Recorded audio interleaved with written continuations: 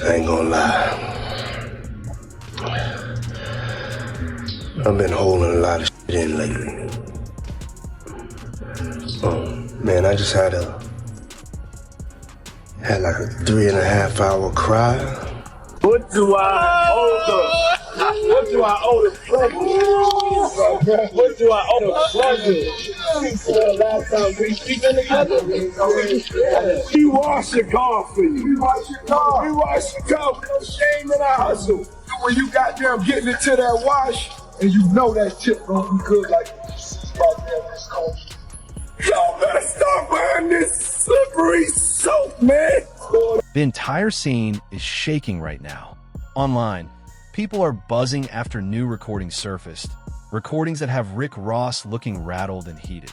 And trust me, this isn't your everyday rap back and forth. This feels more like a full-scale showdown with real consequences.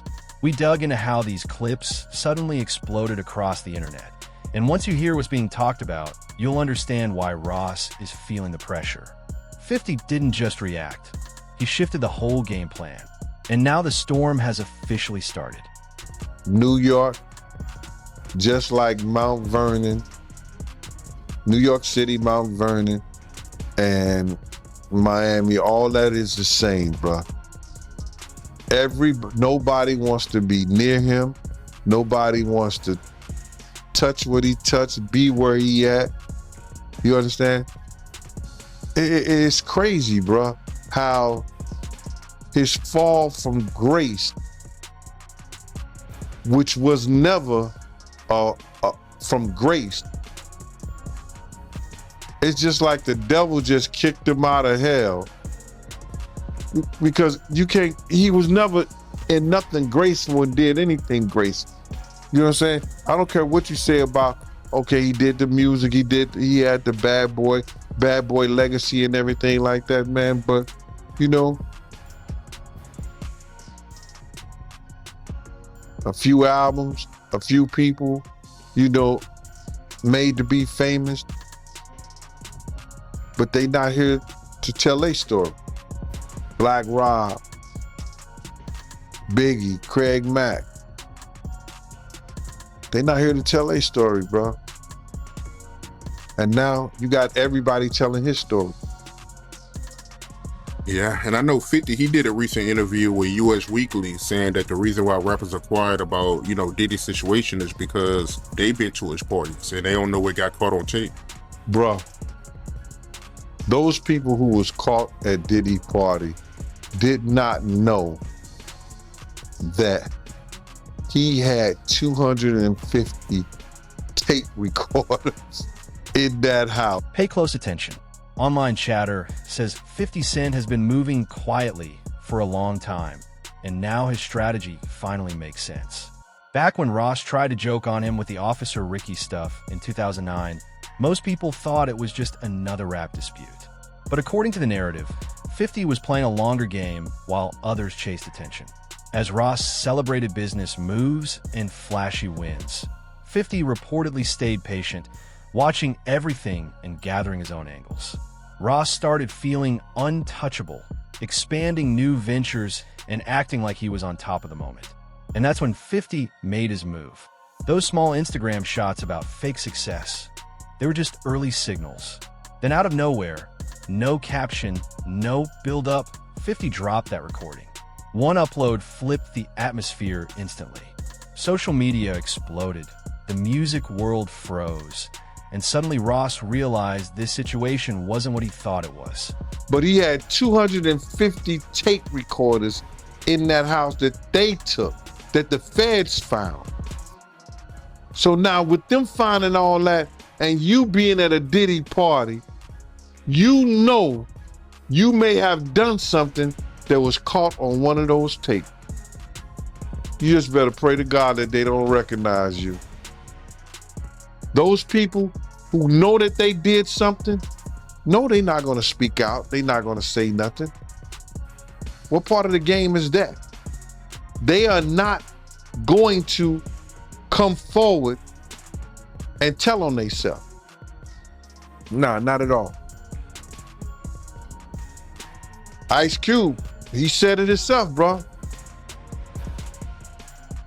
He said that Diddy's been targeted because of what he said about those folks and those people. Now, the people who was on those tapes may feel like Diddy might be targeting them. Because if he's asked about who is this, who is that, and he's under oath with the federal government, he got to tell them. He's not going to plead the fifth. Yeah, I know that got to be a terrible feeling, man. You know you did something wrong at Diddy party, and you hoping and praying that it's not caught on tape. But they don't think they did nothing wrong. That's their lifestyle. That's their lifestyle, bro. I ask guys all the time, if two men lay down, how many homos get up? What you mean? I mean what I mean. It's what it is. The moment that recording dropped, the whole entertainment world went into shock mode. Industry talk says executives rushed into private meetings. PR teams scrambled to control the fallout, and anyone publicly linked to Ross or Diddy suddenly went quiet. This wasn't some random jab. It felt like a calculated hit. Ross was handling business when his phone started lighting up nonstop. At first, he brushed it off, thinking 5-0 was just trolling again. But once he watched the clip, the panic kicked in. And now the whispers are growing louder. People online claim this was only phase 1, that 50 had been sitting on these receipts for years, waiting for the perfect moment. So the real question everyone's asking is, if this was just the opening shot, how heavy is the material he hasn't released yet? I'm 100% factual, but it's somebody in this story of things that seems more reliable than others, Race, is what I'll say it, just to protect my sources. But this source informed me of who these A-list celebrities are on these tapes that are being allegedly auctioned off online and through the networks. And it's put me in a little bit of a bind because I like to be fully transparent with the audience. I want to say things, but I also realize from what I'm told, because again, I haven't seen them directly yet. I haven't, and I don't know if I want to. Race, I want your advice on that too. But the problem I have is just like, typically I want to report these things, but I got to be careful legally, ethically, morally as to what we report on here. Because as Ariel, the lawyer here, did admit, and I can attest based on the information I got from a separate, reliable source, people in these videos don't know they're being videotaped. That's a big issue, Race, right? Let's start out right there. If there are people on these tapes that don't know that they were being filmed, is that okay to talk about and to share? I have a big problem with that, as do you, Andy, and you tend to be an ethical guy and you're taking the high ground here. Notwithstanding the fact that you may have some significant information and reliable information, but the reality is that, look, I mean, if people were recorded non-consensually and you're the one to identify them, I think that's a problem, right? And I think anytime anyone has content, right, this is not an email, this is not a text message, this is video. And there's specific statutes without using specific language I don't want to get into, but everybody knows what we're talking about here. It's Diddy with this person, I'll say that. It's Diddy with this person. Actually, yes. Yeah, and see, the problem is, again, like non-consensually recorded, you've got a victim here who may not want to be publicly identified. That's the problem. That's the problem. And they have a right to proceed if they want to, whether it's criminally or civilly, without being identified, because we know what's going to happen. As soon as they identify themselves, there's going to be a bunch of people that come out of the woodwork who are going to unequivocally harass them and claim that didn't happen, and they're making stuff up. And there's the victims that we want to protect here, and that's significant. Well, it's interesting because here's why I wanted to have this conversation, because I know a lot of you are like, Andy, just say it. No, I'm not going to say them, but I wanted to have this conversation as to why we're not saying it and why I think others haven't yet said it, raised, because again, legally, ethically, morally, it's just not right. Now, there's an argument I've had with people who are like, well, they knew what they were doing with Diddy. Like these were consensual acts. Like they knew, and he filmed other times. So I don't know what the big deal is. It's gonna come out. It's gonna come out is what I keep hearing from other reliable sources.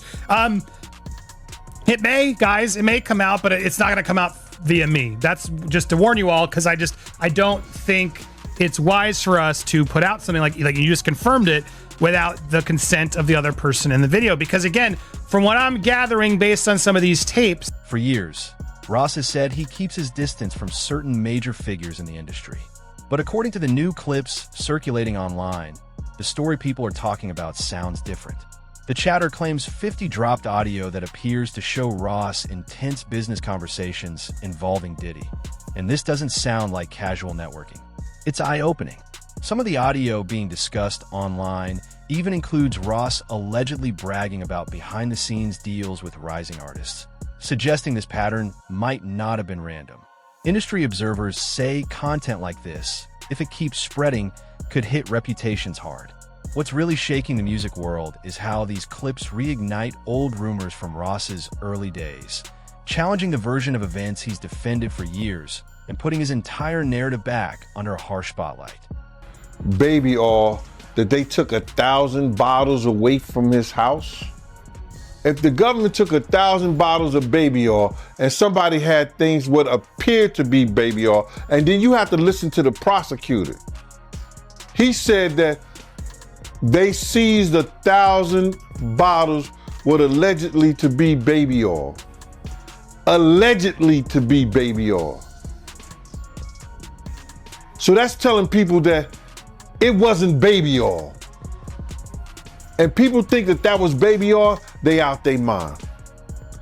I don't believe it was baby oil. Yo, bro, when they went up in there, they knew what they was gonna find. They knew what was ever in that baby oil or that those bottles that appeared to be baby oil, they knew about that at first. You gotta realize 9 times out of 10, that individual that got caught at the airport, that was supposed to be their carrier, told them what they was doing and what they had. I wouldn't put it past that he told them everything. So when they went up in there, they knew they had to take whatever was out there, and that thing that appeared to be baby oil, they took that. They gotta test every last one of them. Let's see how much, let's see how many of those come back to be baby oil. Bro, listen to me. Costco don't sell that much baby oil. Where you know sell that much baby oil? Yeah, I don't know any store that sell that much baby oil. I know Costco, they came out and said that they don't even sell baby oil. My sentiments exactly. But you personally, right, what do you believe was in the baby oil? If you ever seen a massage parlor being raided and they walking out the people, do they take the massage oil with them when they go? No, they just walk out the people who are being arrested. A person getting arrested and the people being arrested in those brothel houses. Do they take out the stuff in the brothel houses? No, they don't. They take the individuals who are being arrested out the brothel houses. For them to take 1,000 bottles of baby oil, it's like that they did not leave one. They left people there, but they ain't leave not one bottle. Nobody needed no baby oil. So my whole thing about it is that there was something in that other than baby oil. That's why they took all the bottles. And 9 times out of 10, if I would give it a wild guess, it was, and like some of the people told me, it was probably that GHB. What's that? I think it's gamma hydrox.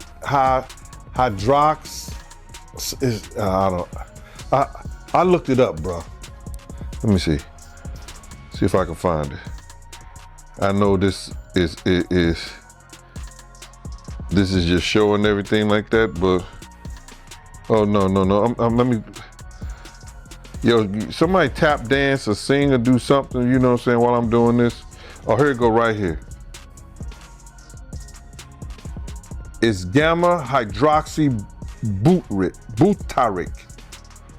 What is it effect on the body? It's a euphoria, drowsiness, decreased anxiety, and memory impairment.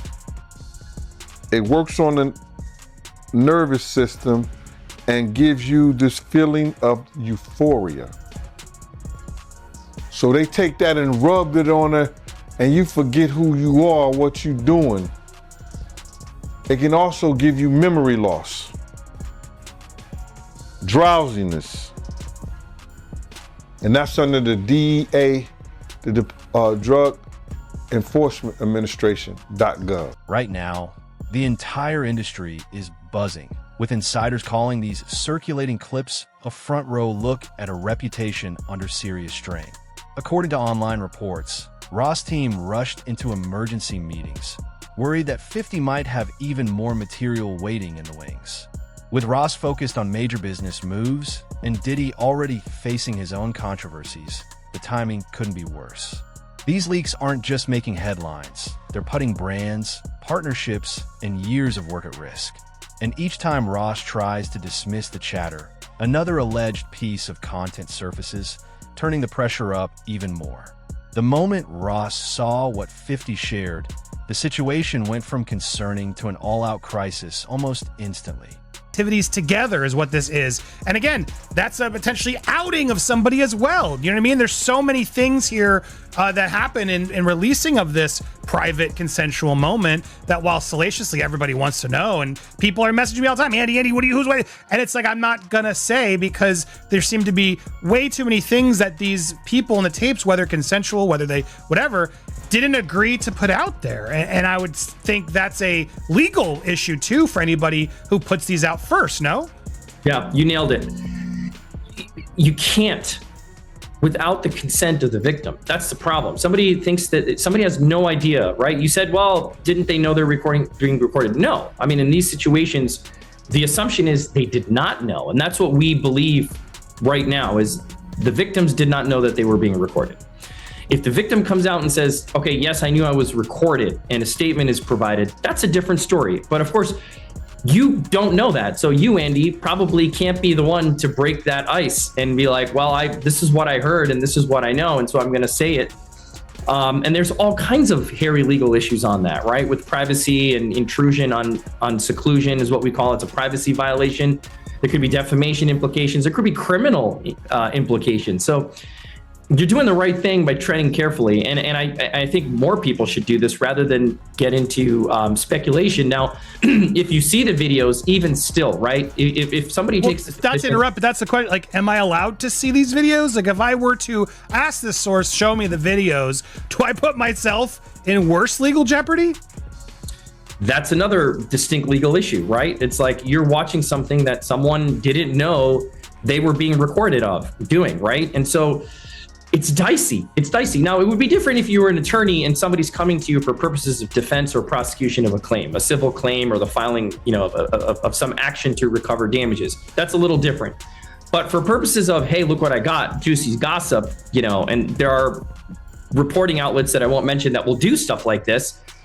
I don't know that it's the smartest thing to do. I don't know that it's the careful thing to do. That's for sure. Or it's the ethical or moral thing to do. Yeah, it is exactly. I'm not a lawyer, but maybe this source will show you, and then you can verify what we know. But here's the other problem. Even if we verify what we know, like as I watched what Ariel, the lawyer, got these tapes, and again, I don't want to get into the details, any remote details that could help explain or allude to even more of theories that are out there, or debunk or confirm.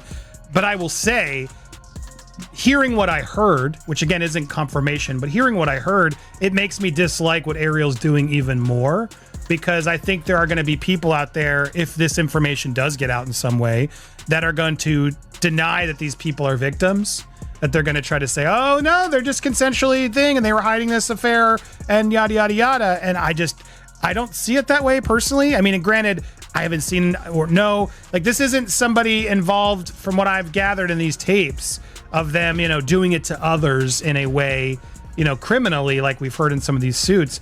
This is just, it almost feels like, again, if it's real, like blackmail material that Diddy keeps to sort of hold over these people's heads. And to me, that's awful to the people in it, whether they agreed or knew or whatever. It still just feels like that's no one's freaking business, and maybe they were doing it for reasons we don't know. Just because we saw it in the tape doesn't mean they weren't feeling pressured in other ways, right? So it's a heavy and complicated thing, but it's not a hard decision to say I can't run. When those late night notifications started blowing up timelines, nobody expected the chaos that followed. According to online chatter, Ross suddenly appeared on Instagram with a rushed, heated response that reportedly sent his PR team scrambling behind the scenes. It didn't look like a calm reaction. He seemed overwhelmed, irritated, and completely thrown off. Things escalated fast as he began posting emotional voice notes and tried to regain control of the narrative, even pulling up old claims to redirect attention. But the more he spoke, the more worried the people around him became. Business partners and advisors attempted to craft careful statements, only for Ross to accidentally clash with them, leading everyone to urge him to step back before the situation damaged everything he'd built. Yeah, I 100% agree. Like, let's let this play out in the legal realm. If you ever get Ariel on your show, I'd love to talk with her and have this conversation if she's willing to do it publicly, because I still don't understand what her role is in all this, and I've heard at times broker, I've heard at times advocate for victim, and I don't want to judge what she's doing or not doing. I'd love to just have a conversation about it, because I personally don't get it, right? This is a very sensitive thing. Again, if this gets turned over to the feds and the feds bring claims and this is outed, that's a totally different story. But the feds do what they're going to do, like what we talked about months ago on your show, right? When this first went down, we knew when hard drives were seized and things happened that, look, they're going to build a case. They're going to build a case that they think they can prosecute. It's not for us to speculate what's there or what's not, but to say, you have tangible evidence of something on camera that you've seen and that it's being sold in order to protect someone. To avoid being publicly named, which is what even the lawyers are now admitting. It all feels really dirty and shady, man. The only person that makes sense that could buy this is the victim, right? If the victim says, I don't want this to come out. Yes, it was consensual, but I don't want it to come out. I didn't know I was being recorded. Give it to that person. Right, I guess, but you're right, because then they can actually own it. Maybe there is a version of this, so that's what Ariel's trying to allude to. You'll own it, and no other network's going to be able to buy it or show it if you own it and haven't given permission. I guess, is that maybe part of what they're trying to do here, in that the celebrity who buys it can actually then control it just from a clearance standpoint? Yeah, it still raises some legal concerns, right? Because let me say it this way. If this was a transaction, if this is a business transaction wherein the victim is then acquiring the exclusive rights to this tape or tapes, and that the person who recorded it is avowing that they will not use it, I don't know where that leaves P. Diddy and the feds, right? But they have an independent right to bring this stuff to light if it gets prosecuted. But my point is, if you're transferring legal rights of this consensual or non-consensually recorded tape to the victim, I think that's a better position to be in. But then the question is this person even in a position to be able to buy the tape, right? Are they a high-level celebrity? Like, who are they? We can assume that they're celebrities with millions and millions of dollars to expend on something like this. Just raises a lot of questions. According to online reports, panic spread fast. Ross' team quickly moved to contain the situation with takedown requests, but by then 50's uploads had already circulated everywhere. Some sources even claim Ross offered major money to uncover who leaked the clips. By early morning, his main Instagram reportedly got limited, so he switched to backup pages and responded even more aggressively. His legal team rushed into action, while business associates quietly stepped back. Yet Ross continued adding fuel to the situation, pulling other artists into the conversation and revealing messy behind-the-scenes tensions. To many watching, it felt like he was unintentionally unraveling his own momentum in real time. The industry split immediately. Some sided with 50, others tried to stand by Ross, but his unpredictable reactions made defending him feel more and more difficult. I gave him my card. My business card was savoir-faire, security management, and everywhere. You know what I mean? So 50 did a song about that. You know what I'm saying? And he put that in the song. And some years ago, about a year or so ago, not even a year or so ago, he said that when he dropped my name, he said, yo, I got the savoir-faire, I got that from Big Gene. He been trying to tell y'all about this puff shit years ago. But 50 was the type of dude that if you knew he was with you, he was with you. Even back then, he had your back whether you was security or whatever you did. If he was with you, he was with you. And that's what you gotta love about him. You know what I mean? You ain't gotta question his loyalty, you know what I'm saying, on some fight shit or if you in a situation. Cause he going out. Well, I guess you were hanging around him or knew him, right before he got shot. Well, what happened was is that I had got some information. 50 came to my house. I tried to fit him on a vest, but I'm like, at the time I was like a 3X. And 50 was like a large, you know what I'm saying? So he couldn't really fit the vest, but I gave him a cover to try to tell him, because he had some pads, some vest pads. So I just told him what the situation was that I knew. And told him he had to watch himself because those cats was gonna come at him. You know what I'm saying? And he was like, yeah. And he was supposed to be going to Cancun. And I told him, if you come to Cancun, I got you, because I used to be down there doing security at Daddy-O's. You understand? And I had people down there that I had knew that was from Puerto Rico, and they was working down there, so they should make sure when I hit the island, anything and everything I needed, I could get it right there on the island. You understand? They worked directly with the syndicate. So 50 was supposed to come down there to do a show, and he didn't make it because they had shot him up. I don't know if he was coming in the first place, but he was supposed to, because he was paid half the money to come down there to perform How to Rob an Industry Cat. And when was the next time you seen him after that? The next time I seen 50 after that was at Jack the Rapper. He had blew up. Man. He was like, he was this dude and everything like that. And I was sitting in we was in Puerto Rico, and I was sitting by myself, just chilling, and he had his whole entourage with him. He came directly over to me. He like, yo, Gene. I was like, yo, what up, Fit? I said, what up, 50? He said, what's up, man? He said, yo, put his hand out to me, and grabbed my, he said, yo, they can't stop what God got planned. Went on about his business. And then he blew up crazy. Crazy, man. Yeah.